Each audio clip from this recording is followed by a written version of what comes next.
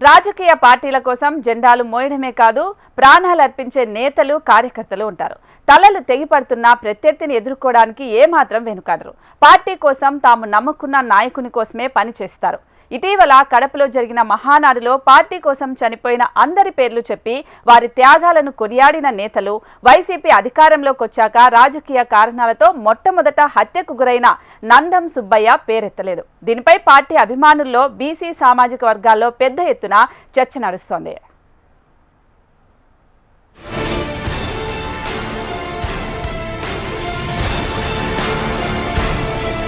నాలుగేళ్ల క్రితం కడప జిల్లా ప్రొద్దుటూరులో తెలుగుదేశం పార్టీ బీసీ నేత నందం సుబ్బయ్య హత్యకు గురయ్యాడు. ఆ హత్య అప్పట్లో రాష్ట్ర వ్యాప్తంగా సంచలనమైంది. అప్పటి ప్రొద్దుటూరు వైసీపీ ఎమ్మెల్యేని, ఆయన బావమరిదిని సోషల్ మీడియాలో విమర్శిస్తూ సంచలనాలకు తెరలేపాడు నందం సుబ్బయ్య. దీంతో జగనన్న కాలనీ శంకుస్థాపన జరిగే రోజునే అదే ప్లాట్ల వద్దే సుబ్బయ్యను కొందరు వేటకోడవలతో నరికి చంపారు. ఆ సంఘటన పట్ల స్పందించిన టీడీపీ జాతీయ అధ్యక్షుడు చంద్రబాబు ఫోన్లో సుబ్బయ్య భార్యతో మాట్లాడి ధైర్యం చెప్పారు. పార్టీ ప్రధాన కార్యదర్శి లోకేష్తో పాటు ఆ పార్టీ శ్రేణులంతా దిగ్భ్రాంతిని వ్యక్తం చేస్తూ తీవ్రంగా స్పందించారు. ప్రొద్దుటూరులో పెద్ద ఎత్తున ఆందోళన చేపట్టారు. తెలుగుదేశం పార్టీ అధికార ప్రతినిధి నందం సుబ్బయ్యను వైసీపీ ప్రభుత్వం హత్య చేయించిందంటూ ఆరోపించారు. అంతేకాదు సుబ్బయ్య కుటుంబానికి కొంత ఆర్థిక సాయంతో పాటు అతని ఇద్దరు కొడుకులను ఎన్టీఆర్ ట్రస్ట్ ఆధ్వర్యంలో ఇప్పటికీ చదివిస్తున్నారు కూడా. నాడు తెలుగుదేశం పార్టీ వేదికలపై ఆ హత్య ప్రధాన ప్రచారంగా మారింది. 2024 ఎన్నికల వరకు నందం సుబ్బయ్య హత్యను దాదాపుగా ప్రతి బహిరంగ సభలో వాడుకున్నారు అనే విమర్శలు ఉన్నాయి.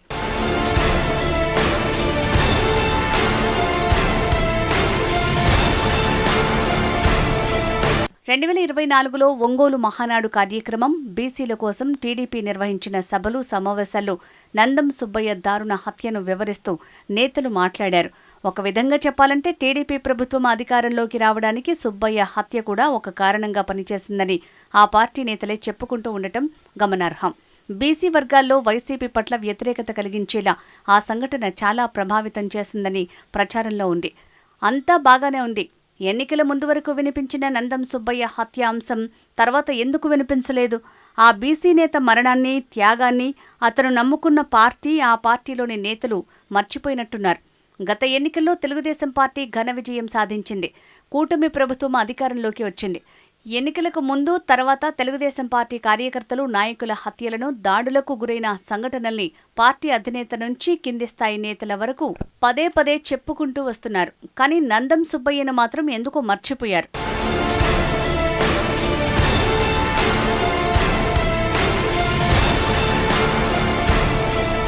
ఎన్నికల అనంతరం కడపలో అత్యంత వైభవంగా జరిగిన మహానాడులో కనీసం నందం సుబ్బయ్య ప్రాణత్యాగం గురించి మాట్లాడకపోగా అతని కుటుంబానికి కనీసం మహానాడు ఆహ్వానం కూడా ఇవ్వలేదట. దీని పట్ల పెద్ద ఎత్తున విమర్శలు వస్తున్నాయి. పార్టీ కోసం ప్రాణత్యాగం చేసిన కడప జిల్లాకు చెందిన ఓ నాయకుడి గురించి కడపలో జరిగిన మహానాడులోనే మర్చిపోవటం ఇప్పుడు చర్చనీయాంశంగా మారింది. అది తెలిసి చేశారా, తెలియక చేశారా అన్నది అప్రస్తుతం. కాగా సుబ్బయ్య కుటుంబ సభ్యులకు కూడా కనీస మహానాడు ఆహ్వానం లేకపోవటం దారుణమనే విమర్శలు వినిపిస్తున్నాయి.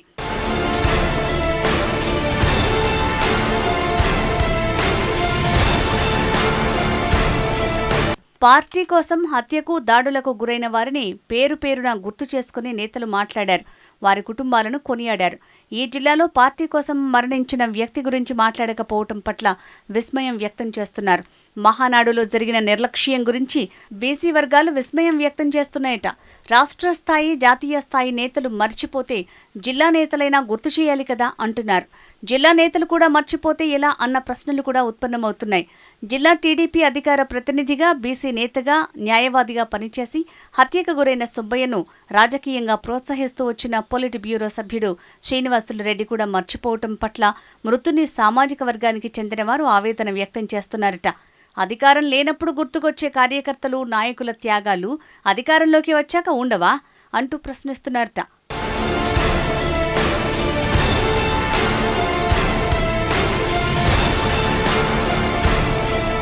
హత్య ఘటనపై విచారిస్తామని, దోషులకు శిక్ష పడేలా చేస్తామని, బాధితుడి కుటుంబాన్ని అన్ని విధాలా ఆదుకుంటామని చెప్పిన నాయకులు మహానాడులో మాట్లాడకపోవటం వెనుక ఆంతర్యమేంటని ప్రశ్నిస్తున్నారు.